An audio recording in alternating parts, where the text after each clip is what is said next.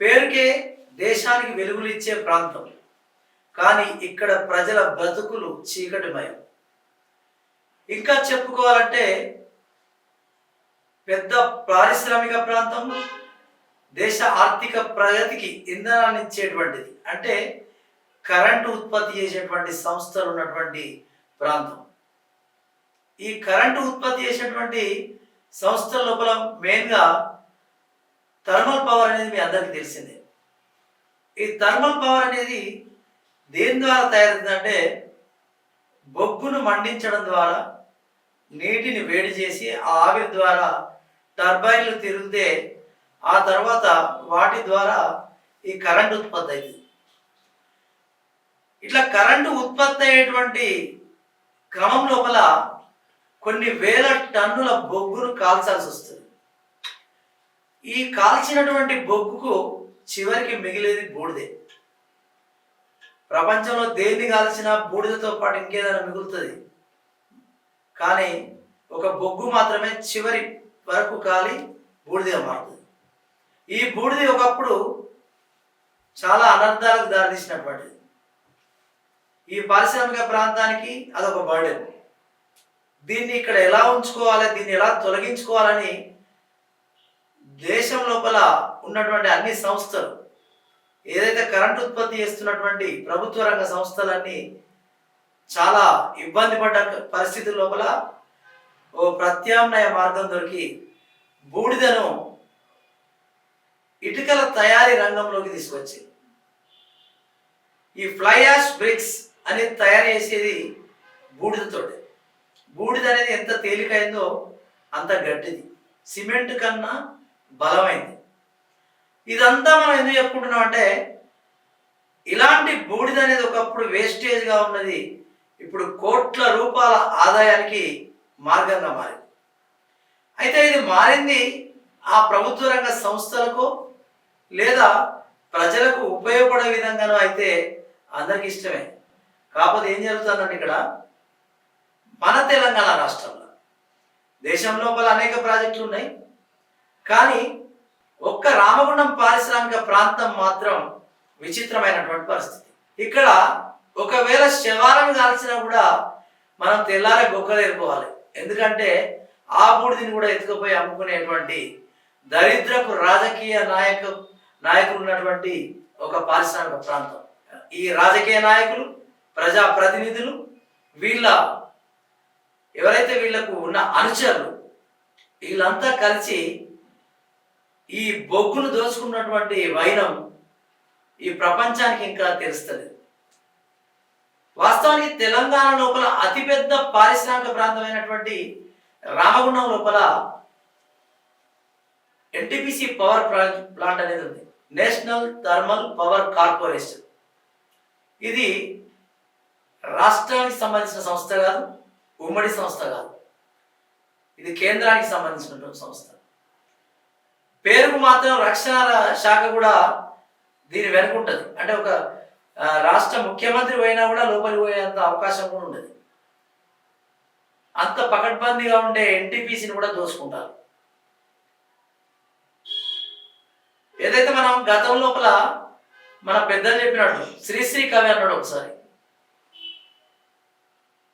అగ్గిపుల్ల కుక్కపిల్ల సబ్బుబిల్ల కావేవి కవిత గణాహం. మరి రామగుండం పారిశ్రామిక ప్రాంతంలో ఏంటంటే బూడిద కూడా కాదు తినడానికి అనర్హం, బూడిద కూడా తింటారు. ఒకప్పుడు ఇసుక మాఫియా చూసినాం, ఇప్పుడు బూడిద మాఫియా. చివరికి ఇది ఎక్కడి దాకా వెళ్ళిందంటే సదరు ప్రజాప్రతినిధి ఎవరైతున్నారో తాను రోజుకి 20 లక్షలు 30 లక్షలు సంపాదిస్తాడని చెప్పేసి మన ఉమ్మడి జిల్లా రూపంలో ఉన్నటువంటి ఎమ్మెల్యేలందరూ కూడా మాకు కూడా వాటా కావాలని రచ్చ చేసి సీఎం దాకా పోయే పరిస్థితి ఏర్పడ్డది. అంటే అక్కడ ఉన్న ఆయనకు మాత్రం రోజుకి 20 లక్షలు అంటే దాదాపు 5-6 కోట్లు. ఇలా ఎవరెవరికి ఎంత పోతానే, మరి మాకేం వస్తలేవు, మా ఏరియాలో ఏం ప్రాజెక్టులు లేవని బాధపడతారు. ఇదంతా కనుక మనం తీసుకుంటే దీనిలో ముఖ్యమైనటువంటి విషయం ఏంటంటే ఇదే బూడిద ఎన్ని జీవితాలను నాశనం చేసిందంటే చీకటి మయం చేసింది. వెలుగులు ఇచ్చే సంస్థ చీకటి మయం చేసింది. రామగుండం పారిశ్రామిక ప్రాంతంలో ప్రాజెక్టులు పెట్టినప్పటి నుంచి ఇప్పటికీ చాలా ఊర్లు పోయినాయి. ఓ ప్రాజెక్ట్ రాగానే 10 ఊర్లు పోవడం ఖాయం. మరి నిర్వాసిత గ్రామాలకు ఆర్ఆర్ ప్యాకేజీలని ఇట్లా ప్యాకేజీ ఇచ్చేళ్ళు అన్ని ఇచ్చేళ్ళు. కానీ ఇటీవల కాలం లోపల ఈ బూడిదకు సంబంధించినటువంటి బొగ్గు గనుల ప్రాంతంలో కొంతవరకు రైతులకు కానీ ప్రజలకు కానీ న్యాయం జరిగింది. కానీ బూడిద వల్ల మాత్రం ఇక్కడ ఎన్టీపీసీ వల్ల నష్టపోవడం తప్ప లాభం జరగలేదు. ఈ ఊరు ఎప్పుడైతే పోయిందో ప్రజలకు కొంత ఉపాధి అవకాశాలు కల్పిస్తారు అనుకున్నారు. ఆ ఉపాధి అవకాశాల లోపల కూడా ఎంతవరకు కల్పించారు? కాంట్రాక్ట్ కార్మికులుగా కొంతమంది, అందులో కూడా రాజకీయ పలుకుబడి ఉన్న వాళ్ళు, ఏదో సంతకం పెట్టి పనిచేసినట్టుగా బిల్డప్ ఇష్టలు కొంతమందికి, ఈ ప్రజలందరికీ కావాల్సినటువంటి మౌలిక సదుపాయాలు కల్పించడం లోపల కూడా విఫలమైంది. వాళ్ళకు నిర్వాసితులకు ఇళ్ల జాగాలు ఇస్తామన్నారు, పట్టాలు ఇస్తామన్నారు, చాలా తక్కువ మందికి వచ్చింది. అంటే ఇవన్నీ పోతే కనుక ఇప్పుడు ప్రస్తుతం ప్రపంచం అంతా మారిపోయింది. మన దేశం, మన తెలంగాణ సమాజం ప్రత్యేక రాష్ట్రం వచ్చినాక ఎంతో తెలివిగా వచ్చింది. ఎంత తెలివిగా వచ్చినా వాళ్ళను ముంచడానికి రాజకీయ నాయకులు మాత్రం అట్లా ఉన్నారు. ఒక్కొక్క రోజుకు మన ఎన్టీపీసీ నుంచి ఎన్ని లారీల బూడిద పోతారు? కనీసం 500 నుంచి 1000 లారీలు. ఒక్క లారీకి 5,000 రూపాయల నుంచి బాగా అవసరం ఉన్నాడు, బిజినెస్ తెలియనోడు వస్తే వాళ్ళ దగ్గర 7,000, 8,000, 10,000 కూడా వసూలు చేస్తాం. ఎందుకంటే ఇప్పుడు ఫ్లై యాష్ బిక్స్ అనే రంగం బాగా ఎక్కువైంది. జాతీయ రహదారులు 6 వేస్ అని, 8 వేస్ అని, 4 వేస్ అని వేస్తున్నారు. వేయడానికి ఈ బూడిద ఉపయోగపడుతుంది అని అనుకోదు. ఈ బూడిదతోటే ఈ బ్రిక్స్ తయారు చేస్తున్నారు. ఏది? Light weight bricks. అంటే ఇప్పుడు అనుకూలంగా ఉంటుంది మోయడానికి, కానీ పటిష్టంగా ఉంటుంది కదా. ఇవన్నిటి అంటే ఇప్పుడు కూడా జాతీయ హైవేలకు, వాటికి వీటికి, పెద్ద పెద్ద నిర్మాణాలకు, హైదరాబాద్ లాంటి నగరాల్లో కట్టడాలకు ప్రతిదానికి మా బూడిదే కావాలి. కానీ ఆ బూడిదిచ్చే ఊళ్ళకు మాత్రం నోట్ల మట్టి కొడతారు. ఎందుకంటే వాళ్ళకు ఉన్న ఉపాధి ఒకటి.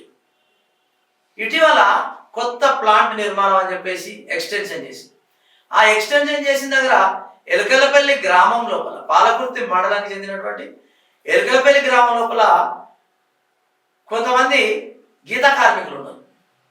వాళ్ళకు ప్రధాన వృత్తి వ్యవసాయం కాదు, భూములేం లేవు. ఈ పారిశ్రామిక ప్రాంతంలో వ్యవసాయ భూములన్నీ తక్కువ. ఎందుకంటే ఉన్న భూములన్నీ సింగరేణి కానీ, ఎఫ్సిఐ కానీ, ఎన్టీపీసీ కానీ, అంటే ఇక్కడ ఉన్నటువంటి పరిశ్రమలు వైపు బొగ్గు, యూరియా, చెప్పుకోవడానికి యూరియా మొత్తం దేశమంతా పంపుతాం మేము. ఇక్కడ నుంచి బొగ్గు దేశమంతా పంపుతాం, కరెంటు దేశమంతా పంపుతాం, లాస్ట్ సిమెంట్ కూడా దేశమంతా పంపుతాం, ఇప్పుడు బూడిది కూడా పంపుతాం. ఇవన్నీ మనం పంపితే మనలకు మాత్రం తినడానికి తిండి కూడా లేకుండా అవుతుంది.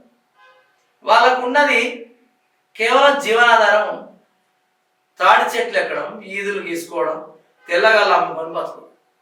మరి ఈ గీత కార్మికులు ఎవరైతే ఉన్నారో వీళ్ళ బతుకును మొత్తం బుగ్గిపాలు చేసి, మీకెందుకయా ఉద్యోగాలు ఇస్తాం, ఉద్యోగాలు కాకపోతే ఏం చేస్తాం, మీకు కావాల్సినటువంటి ఉపాధి అవకాశాలకు ఏమైనా సదుపాయాలు ఏర్పడేది కంపెనీ తరఫున. ఇంకా social responsibility, corporate social responsibility, అది ఒక సామాజిక బాధ్యత.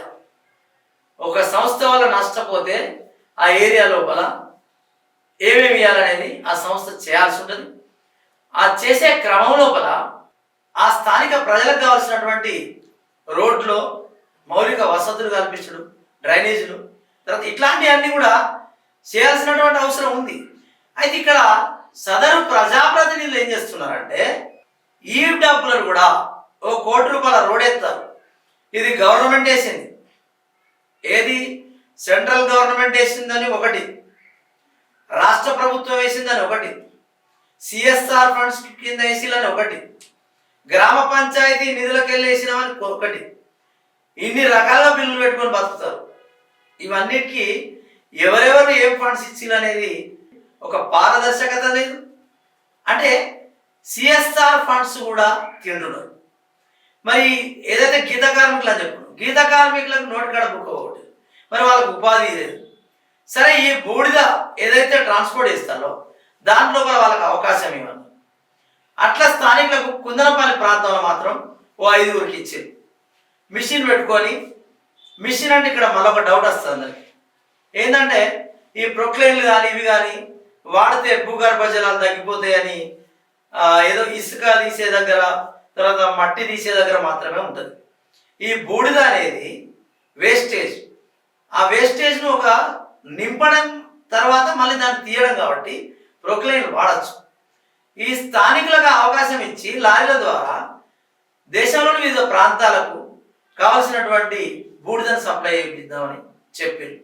4 రోజులు కాగానే వాళ్ళని మొత్తం బంద్ చేయించిళ్ళు. సదరు ప్రజాప్రతినిధి ఎవరైతున్నారో అతని అనుచరుడు మాత్రం ఓ ప్రొక్లైన్ పెట్టుకొని పంపిస్తున్నాడు. అట్లే కాకుండా ఎన్టీపీసీకి కోట్లాది రూపాయల ఆదాయం వస్తుందని చెప్పేసి ఆన్లైన్ టెండర్లు పిలిచి ఒకరికి టెండర్ ఇచ్చి, ఆ టెండర్ ఇచ్చిన ఆయన కూడా బెదిరించారు. ఒకటి ప్రభుత్వానికి వచ్చే ఆదాయం కూడా పోయింది, అంటే ఎన్టీపీసీకి వచ్చే ఆదాయం పోయింది. అట్లా పోయింది కదా. ఒక్కొక్కటి లారీ పోతుంటే 5,000, 10,000, 20,000 వసూలు చేస్తే ఒక్కొక్క రోజుకు 20 నుంచి 30 లక్షల రూపాయలు వేసుకున్నా కూడా దాదాపుగా ఒక నెలకు 5 నుంచి 10 కోట్ల రూపాయల కుంభకోణం.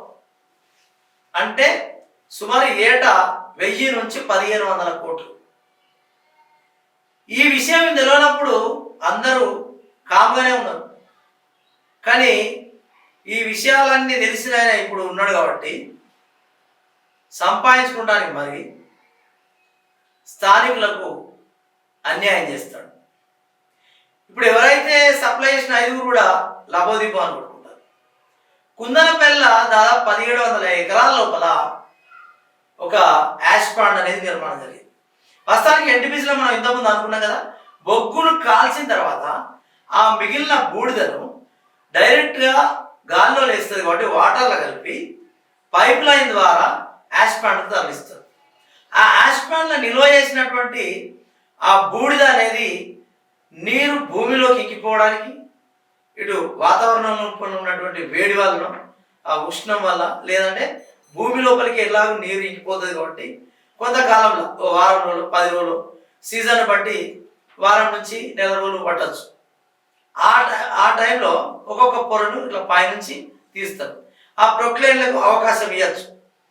మానేర్ల నీళ్లు తీయత్తలేదు, నీళ్లు ఉన్నాయని వాల్టా చట్టాలు ఇట్లాంటివన్నీ ఉండగా కూడా వ్యతిరేకంగా మిషనరీలు పెట్టి తీస్తారు. కాళేశ్వరం ప్రాజెక్టు కింద నీళ్ళ కింద ఉన్నటువంటి ఇసుకను ఒకప్పుడు తవ్విదీసిళ్ళు. ప్రతి వాగు లోపల నీళ్లుంటే మిషనరీలు పెట్టి అక్రమంగా తీస్తారు. మరి స్థానిక ఎన్టీపీసీ లోపల ఉన్న నిర్వాసితులకు మిషనరీ పెట్టుకోవడానికి ఎందుకు అనుమతి ఇవ్వరు? ఒకరైతే దేవునికి గుడి కట్టిస్తారు, గుడి పేరిట కూడా వసూలు చేసి బూడిద అమ్ముకొని అంటే బూడిద మీద వసూలు చేసి దేవుని గుడి అంటే శివుని తలకు విభూది రాసినట్టు మనందరికీ రాస్తారు. అడిగేటోళ్ళు లేరు, ప్రశ్నిస్తామంటే బెదిరిస్తారు. ఇక పోలీసులు సహకరిస్తారా అంటే మనల్నే భయపడిస్తారు, సెల్ ఫోన్లు గుంజుకుంటారు, అక్రమ అరెస్టులు చేస్తారు. ఆ నడి రోడ్డు మీద పచ్చి బూతులు తిడతారు. పచ్చి బూతులు తిట్టి ఇదే రామగుండం పారిశ్రామిక ప్రాంతంలో ఇక్కడ డాష్ అంటారు, ఎందుకంటే సెన్సార్ కట్ అవుతుంది. డాష్ కొడక అని తిట్టాడు. అది కూడా యూనిఫామ్లు ఉన్నాయి కాబట్టి అంటే యూనిఫామ్లు లేకపోతే కొడతాడా? అంటే ఇక్కడ రక్షించాల్సిన వ్యవస్థ రక్షించరు, అడ్డుకోవాల్సినటువంటి నాయకులు కూడా అడ్డుకోరు. మరి ప్రతిపక్షాలు కూడా కొంతమేరకు అంటున్నాయి తప్ప ఎవరు ముందుకు రావట్లేదు. అంటే తిలా పాపం తలా పిడికడు, వచ్చిన దాంట్లో మనిషికి తింటారు. రూపాయి ఎత్తే 90 పైసలు తిని 10 పైసలు కుక్కలకు బొక్కలు వేసినట్టు బిస్కెట్లు వేసినట్టు ఎత్తే ఆశపడ్డోళ్ళు వెనుకనే గుడ్ మార్నింగ్ అని చెప్పుకుంటే తిరిగేటోళ్ళు ఉంటారు. వీళ్ళకి కావాల్సింది ఏంటంటే మనసులు నాశనం అవడే. సరే, అభివృద్ధి పేరుంటే గంగలవని, ఆ అభివృద్ధి ఎట్లా గంగల్నే, మా గోదావరికి ఎట్లా గంగ ఉంది కదా అలానే కలిసిపోతుంది. మరి ఈ బూడిదను కూడా గంగల కలుపుకుంటుంది సపరేట్గా ఈ జనానికి మోసం చేసి ఇట్లా అమ్ముకునే బదులు కోట్లాది రూపాయల అక్రమ వసూలు. దీనికి ఒక మహిళ ఒప్పుకోనందుకు మహిళా సంఘం నుంచి తొలగించింది. అక్కడ 20-30 మహిళా సంఘాలు ఉంటే మహిళా సంఘాలను కూడా భయపట్టించు నయాను భయాను సామధాన భేద దండోపాయాలు ఉపయోగిస్తారు. ఈ అన్ని ఉపాయాలకు లొంగని ఒక మహిళా సంఘం వ్యక్తిని తొలగించి అంటే ప్రతి దానికి అడ్డుపడ్డ వాళ్ళను ఏదో ఒక రకంగా తొలగించుకుంటా ఈ బూడిదను అమ్ముకొని కడుపులు నింపుకుంటారు. ఇటీవల ఎలకలపల్లి గ్రామం పోయింది. ఎలకలపల్లి గ్రామం లోపల ఉన్న వాళ్ళందరూ ఇప్పుడు రోడ్డు మీద పడ్డ పరిస్థితి. కనీసం సింగరేళ్ళ భూములు పోతే R&R ప్యాకేజ్ కింద ఇన్ని పైసలు, తర్వాత ఏంటంటే ఇల్లు కట్టుకోవడానికి జాగా, ఇవన్నీ ఇచ్చారు. భయం లేని కోడట బజార్లో గుడ్డు పెట్టిందట. అట్లనే ఉన్నది కదా. నేరుగా అందరు ముంగట అక్రమ దందా చేసుకుంటా కనబడ్డలను బెదిరించుకుంటా ఇట్లా చేసుకుంటా పోతా అంటే ప్రజలు గగ్గోలు పెట్టినా కూడా రాజకీయ పార్టీలు స్పందించవి. ఎందుకంటే ఇప్పుడు వాళ్ళు కూడా ఏం చేస్తారో తెలుస్తుంది. అధికార పార్టీ యంత్రాంగం ఏం చేస్తుంది, అధికార పార్టీలో దీని గురించి తనుకుంటారని కూడా తెలిసింది. అంటే ఒక్కడే కోట్ల రూపాయలు తింటాడా, మాకింత పడేయండి ముఖాన అని చెప్పి. ఇదివరకు జిల్లా స్థాయిలో కూడా కొంతమంది వేరే పార్టీ ఉన్నప్పుడు వాళ్ళు కూడా ఇదంతా చేసిరు, కానీ ఇంతకాలం కాలేదు. ప్రజల నోట్లో మట్టి కొట్టలేదు. తింటే తిన్నారు కానీ మాకేసేది మాకేయండి అని చెప్పేసి ప్రజలు అడుగుతారు. వాళ్ళకి ఇప్పుడు ఉపాధి అవకాశం లేదు. అన్ని వేల తాడి చెట్లను కొట్టేసి గౌడ కులాన్ని మొత్తాన్ని రూపుమాపిల్ల ఊర్లో. ఇప్పుడు అన్నమో రామచంద్ర అంటారు. అక్కడ 10 మందికి అన్నం పెట్టిన రైతు అన్నమో రామచంద్ర అంటారు. బూడిద తిని బతుకుదామని కూడా అనుకుంటారు వాళ్ళు, కానీ ఆ బూడిది కూడా మిగిలిస్తలేరు కదా, దాన్ని కూడా తీసుకుపోయి. అందుకే ముందుగా చెప్పిన ఒకటి, ఎందుకైనా మంచిది శవాలను కాలబెడితే అది బూడిది మొత్తం అయినాక చల్లారినాక ఆ బొక్కలు ఏరుకొని అయితే పోండి. లేతే ఎంతో కొంత ఇప్పుడు కిరాణం షాపు పోతే మనం కిలో పప్పు వేసిన కోసరేమంటే కూడా వేయడుగా, అందుకెళ్ళి ఇంత తీస్తాడు. ఎందుకంటే ఏదో ఒక రకం కింద ఐస్కాంతం పెడతారని జమాన్లు అందరూ చింతపండు పెడతారు, అది అతికిచ్చి గింతంత దొరుకుతుంది. ఆ గింతంత ఎందుకంటే ఆ ఇంతంత కూడా వాళ్ళకి బరగతి. ఈ శ్మశాన బూడిద కూడా అలా కలిపితే మన టన్నుకు గింత తక్కువ ఉందనుకో, ఇది కూడా కలుగుతుంది. అందుకే శవాలు కాల్చినాక కూడా జాగ్రత్తగా మనం ఉండి తెచ్చుకోవాల్సిన పరిస్థితి. మరి దీనికి చర్యలు తీసుకునే వాళ్ళు ఎవరనేది కూడా ప్రజల దృష్టికి వస్తుంది. మరి ఎన్టీపీసీ యంత్రాంగం కూడా ఏం చేస్తుంది, ఎన్టీపీసీకి రావాల్సినటువంటి డబ్బు రాకపోయి కనీసం అక్రమార్కులు చేసే వాటిని మాత్రం ఎందుకు అడ్డుకుంటలేదు? గతం లోపల సింగరేణి కానీ ఎన్టీపీసీ కానీ ఇట్లాంటి సంస్థలకు సిఐఎస్ఎఫ్ కానీ ఇట్లాంటి ఇండస్ట్రియల్ ఫోర్స్ అనేది ఉంటుంది. వాళ్ళ సెక్యూరిటీ ఫోర్స్ ద్వారా అక్కడ జరిగితే అక్రమాలు కనుక అడ్డుకునేటోళ్ళు. ఇప్పుడు అడ్డుకునే నాదుడే లేదు. ఇప్పుడు యాష్పాండ్ వల్ల ఓవైపు కాలుష్యం అనేది కూడా తీసుకోవాలి. అక్కడ ఒకటే కాకుండా చుట్టుపక్కల ప్రాంతాలంతా కూడా కాలుష్యం అనేది ఒక బూడిది ఆరిపోయిన తర్వాత వెంటనే తీస్తలేరు కదా, దాని మీద వాటర్ మాత్రం కొట్టలేదు. అంటే ఈ బూడిదిని తీసే వరకు ఏమవుతుందంటే గాలి వచ్చినప్పుడల్లా కలిసిపోతూ ఉంటుంది. వాతావరణం లోపల కలిసిపోతే చుట్టుపక్కల కనీసం ఒక 10 కిలోమీటర్ల మేర దీని కాలుష్యం అనేది ఖచ్చితంగా చూపిస్తుంది. ఓపెన్ కాస్ట్ గుట్టల మీద గిట్లనే జరిగితే ఓపెన్ కాస్ట్ వాళ్ళు ఏం చేసిళ్ళు, ఆ మట్టిని తీయలేరు కాబట్టి ఆ మట్టి గట్టి పడాలని చెప్పేసి వాటి మీద చెట్లు నాటుకుంటా ఓ ప్రయత్నం చేసి విజయం సాధించారు. కొంతమేరకు ఆ మట్టి వల్ల డస్ట్ రాకుండా అయింది. అయినా ఓసిపి బొగ్గు డస్ట్ వస్తూనే ఉంటుంది, కానీ తప్పని పరిస్థితులు కాబట్టి ఓకే. కానీ ఇక్కడ బూడిద అనేది ఇలా అక్రమార్కుల చేతిలో పెట్టి ప్రభుత్వం కూడా ఏం చేస్తుందని ప్రశ్నిస్తున్నారు. మరి నిర్వాసితుల కోసం ఏదైతే ప్రజాభిప్రాయ సేకరణ పెట్టినప్పుడు చాలా మంది మాట్లాడారు. ఇప్పుడు కావాలంటే మనం విజువల్ చూద్దాం. విజువల్ కూడా ఉంది, చూడండి ఒకసారి. ఈరోజు నాలాంటి యువకులు రాలేకపోయారు సార్. ఎక్కడికక్కడ ఇళ్లలో గృహ నిర్బంధం చేసి సార్. నేను ఒక గీత కార్మికుని సార్. నేను ఒక గీత కార్మికుని చెట్లెక్కంగా వచ్చింది సార్. జీప్ వచ్చింది కానీ నేను తప్పించుకొని వచ్చింది సార్. ఇలా నా ఆవేదన ఈ మీడియా ముఖంగా చెప్పుకోవడానికి వచ్చింది సార్. నేను ఒక PG student sir. MA social చేసిన అయినా నాకు ఉపాధి లేక నేను నా గీతవనాన్ని నమ్ముకొని కొన్ని లక్షల ముక్కలు ఉన్నాయి సార్. అక్కడ ఆ లక్షల ముక్కని విధ్వంసం చేసింది సార్ ఎల్టీబీసీ యాజమాన్యం. ఈ రోజు యాజమాన్యం చేసిన తప్పుకు నేను బలైపోతాను సార్. నేను నాలాంటి గీత కార్మికులు, నాలాంటి గీత కార్మిక కుటుంబాలు, నిరుద్యోగ యువత ఎలా భయపడుతూ బతుకుతున్న రోజు సార్. ఈ రోజు భారత రాజ్యాంగం కల్పించిన హక్కులను కాలరాస్తుంది సార్. సార్ దేశం అభివృద్ధి చెందడం అంటే రంగుల గొడవలు అద్దాల మెడలు కాదు సార్. పౌరులు నైతిక అభివృద్ధి అన్నారు. ఏది నైతిక అభివృద్ధి? ఆ నైతిక అభివృద్ధి ఎక్కడుంది? ప్రజల చేత ప్రజల కొరకు ప్రజలే పాలించిన ప్రజాస్వామ్యంలో ప్రజలకు హక్కు లేక ఖాళీ కుర్చీలు కనబడుతున్నాయి సార్. ఖాళీ కుర్చీలు కనబడుతున్నాయి. ఇది ఎవరి తప్పిదం? ఇది ఎవరి తప్పిదం సార్? ప్రజల చేత నటించుకుంటే ప్రజా ధనంతో మీరు జీతాలు తీసుకుంటున్నారు. ప్రజల చేత నడిపించు ప్రజా నాయకులు సార్. నేను వైలెన్స్ చేస్తున్నాను సార్. నా ఆవేదన నా కడుపులో నుంచి వచ్చే ఆవేదనలు నాకు అవకాశం రాక అవకాశం లేక కడుపులు నింపుకోవడానికి కేవలం నా జేబులు నింపుకో. ఈ విజువల్ బట్టి మీకు ఏమవుతున్నాయి అంటే ఇక్కడ ఏం జరుగుతుంది అసలు? మాట్లాడిన వాళ్ళ నోర్లు కూడా మోయించారు. ప్రజాభిప్రాయ సేకరణ సక్రమంగా జరిగిందా? జరగలేదు. ఎవరి అభిప్రాయాలను సేకరించిలా? లేదు. ఇది ఇలాగే కొనసాగుతుందా? ఈ బూడిద మాఫియా అనేది మన పారిశ్రామిక ప్రాంతం లోపల ఇన్ని కోట్ల దందా జరుగుతా అంటే ప్రభుత్వం ఏం చేస్తుంది? సదరు పాలకులు పట్టించుకోరా అని చెప్పేసి అడుగుతున్నారు. ఒకనొక నాయకుడు అయితే తన మీద ఆరోపణలు వస్తే తడిబట్టలతో పోషమ్మకులు చూడండి నేను చేయలేదు. మరి ఇప్పుడున్నటువంటి వ్యక్తి ఎవరైతున్నారో ఈ బూడిదను అమ్ముకుంటలేడని పోషమ్మ గుళ్ళ చదువునండి. అయినా పోషమ్మలను మైసమ్మలను ఎందుకు నమ్ముతారు?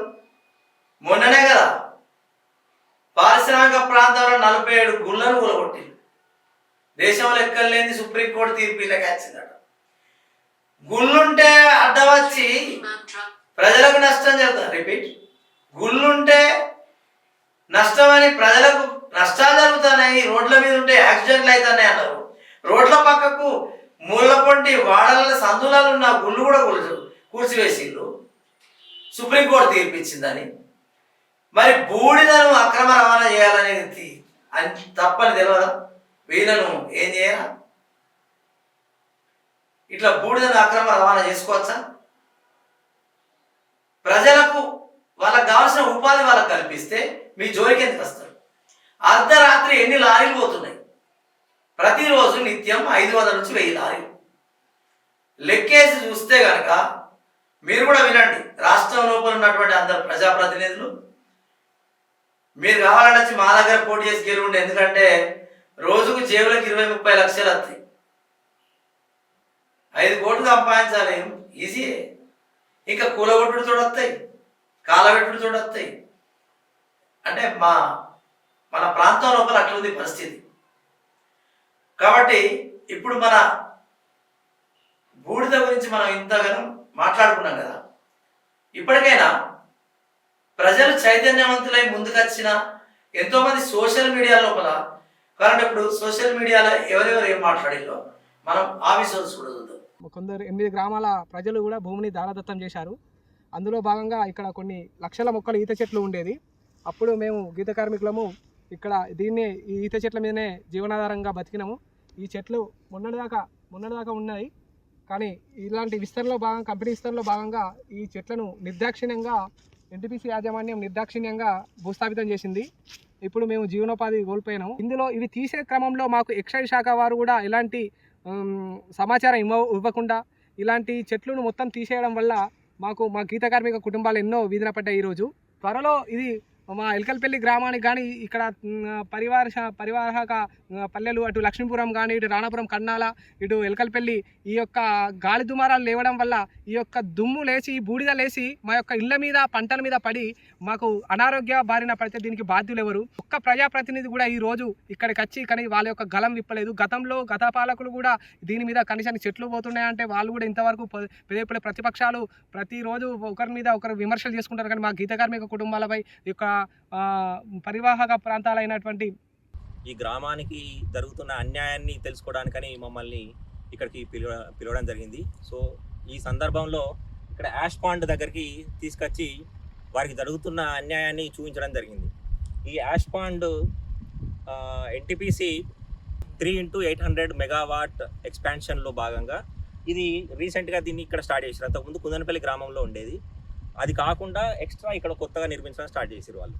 సో ఈ యాష్ పాండ్ రావడం వల్ల వీళ్ళకు పొల్యూషన్ ఎక్కువైంది. ఈ పొల్యూషన్ వల్ల వాళ్ళకు హెల్త్ ఇష్యూస్ వస్తున్నాయి. అది కాకుండా వీళ్ళకు ఇచ్చిన హామీ ఏంటంటే ఎన్టీపీసీ ఈ ఎక్స్పాన్షన్లో యాష్ పాండ్ దగ్గరకు వస్తున్న పనులు ఏవైతే ఉన్నాయో, యాష్ పాండ్ దగ్గర జరగాల్సిన కూలి పనులే కావచ్చు, లేకపోతే స్ప్రింక్లర్ వర్క్లే కావచ్చు, కాంట్రాక్ట్లే కావచ్చు, అవన్నీ మీ గ్రామానికి సంబంధించిన వారికి, భూ నిర్వాసితులకు, మీ గ్రామ యువతకు ఇస్తామని చెప్పి హామీ ఇవ్వడం జరిగింది. అధికారులకు, కలెక్టర్ గారికి అందరికీ తెలియజేయడం జరిగింది. మాకు ఎలాంటి న్యాయం జరగలేదు అని తెలియజేయడం జరిగింది. అయినా కూడా కలెక్టర్ గారు కానీ, లేకపోతే ఎన్టీపీసీ యాజమాన్యం కానీ, ఇక్కడ ఉన్న లోకల్ కాంగ్రెస్ నాయకులు కానీ, ముఖ్యంగా ఎమ్మెల్యే గారు మక్కన్ సింగ్ రాజ్ ఠాకూర్ కానీ ఎలాంటి దాని మీద స్పందించి వీళ్ళకు న్యాయం చేయకుండా వీళ్ళను గాలికి వదిలేసారు. చూసారు కదా, ఈ విజువల్స్ లోపల కూడా సోషల్ మీడియాలో చాలా మంది దీన్ని వ్యతిరేకిస్తున్నారు. కానీ ఎవరు పట్టించుకునే వారు మాత్రం లేరు. దీని గురించి ఎంత దూరం పోయి కంప్లైంట్లు చేసినా కూడా చర్యలు కూడా తీసుకుంటలేదు. ఎందుకంటే అవినీతి చేసేటోళ్ళు వాళ్ళతో పాటు ఈ అడ్డుకోవాల్సిన వాళ్ళకు కూడా ఇచ్చేస్తారు. కాబట్టి ప్రభుత్వం ఇప్పటికైనా స్పందించాలి. లేదంటే స్థానికంగా ప్రజా ఉద్యమాలు తప్పై నిర్వాసితుల కోపం వస్తే ఇక్కడ బూడిద ప్లాంట్ కాదు కదా, చాలా విపరీతమైన ఉద్యమాలు చేయడానికి అంతా ఒక నెట్వర్క్ జరుగుతుంది. భయపట్టి బెదిరించి రౌడీయిజం తోటి పరిపాలించాలనుకుంటే మాత్రం ఇక్కడ ఊరుకునేది ఎవరు లేరు. అవసరమైతే శవాల మీద బూడిదని కూడా అమ్ముకుంటారని తెలుసు. ఇప్పటికైనా కొంచెం మీరు తింటే తినండి, ఇట్లా కూడా చెప్తున్నారు ప్రజలు. మీరు ఏమన్నా అమ్ముకోండి, కాలవాడుండి, కానీ మానవట్లేదు మట్టి కొడతారు. మా ఉపాధి పోగొట్టిన, మాకు ఇచ్చే ఉపాధి మాకు ఇవ్వండి, మాకు ఉద్యోగ అవకాశాలు ఇస్తారా, లేకపోతే ఏమన్నా ప్రభుత్వం నుంచి ఏమన్నా వ్యాపారాలు పెట్టుకోవడానికి ఏమైనా అవకాశాలు కల్పిస్తారా? మరి గౌన్ల సంగతి ఏంది? తాడి చెట్లు ఉన్నాయని వేరే, కాపులు, పెరకలు, రైతులు ఎంతోమంది పొలాలు పోగొట్టుకున్నారు. వీళ్ళందరి పరిస్థితి ఏంది? వాళ్ళకి వచ్చినాయి పనులు. ఉపాధి అవకాశాలు కల్పించకపోయినట్టయితే, ఈ అక్రమాలు ఆపపోయినట్టయితే ఉద్యమం చేయక తప్పదని కొన్ని సంఘాలు హెచ్చరిస్తాయి. ఇప్పటికైనా ప్రజల మేలుకోరైనా కొంచెం అన్యాయం చేయకుండా